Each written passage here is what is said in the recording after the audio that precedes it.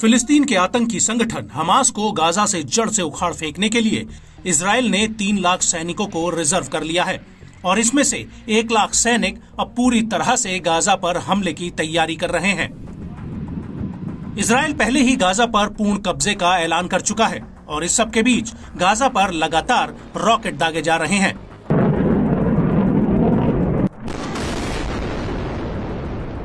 और इजराइल के प्रधानमंत्री बेंजामिन नेतन्याहू ने ऐलान कर दिया है कि वो मिडिल ईस्ट का नक्शा बदलने जा रहे हैं।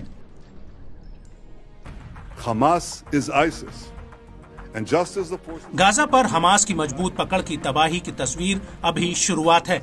हमने सैकड़ों आतंकियों को खत्म कर दिया है और हम यहीं नहीं रुकेंगे। मैं कहता हूं कि हम हर उस जगह को तबाह कर देंगे जहां से हमास काम करता है। ये युद्ध लंबा और कठिन है। फिलिस्तीनी आतंकियों के हमले के खिलाफ इजरायलियों ने खुद को लंबे और मुश्किल युद्ध के लिए तैयार कर लिया है और इजराइल इस युद्ध में मिडिल ईस्ट को बदलने जा रहा है। हमास जो अनुभव करने जा रहा है वो बेहद ही मुश्किल और भयावह होगा। हम मिडिल ईस्ट को बदलने जा रहे हैं।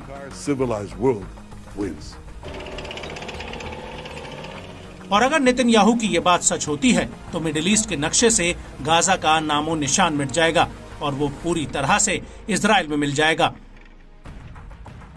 आपको बता दें कि गाजा पट्टी भूमध्य सागर पर इजराइल और मिस्र की सीमा से सटा एक छोटा सा इलाका है।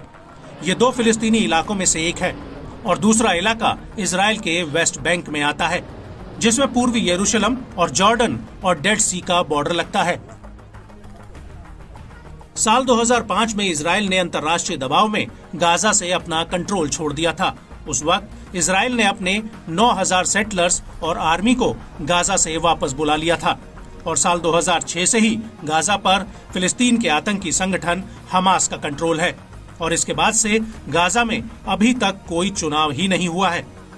हालांकि साल 2007 से ही इजराइल ने गाजा के एक हिस्से पर जमीन और समुद्र से ब्लॉकेड बनाए रखा ताकि हमास को मजबूत होने से रोका जा सके और फिलिस्तीनी रॉकेट हमलों से इजरायलियों को सुरक्षित रखा जा सके।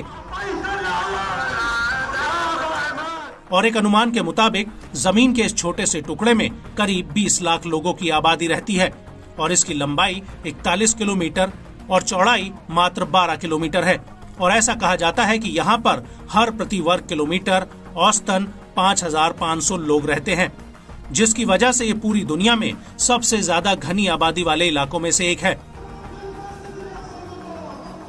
लेकिन खाने पीने की चीजों, बिजली और ईंधन के लिए गाजा पूरी तरह से इजराइल पर निर्भर है, लेकिन गाजा पर कंट्रोल हमास का रहता है और हमास गाजा की जमीन का इस्तेमाल करके इजराइल पर हमले कर रहा है।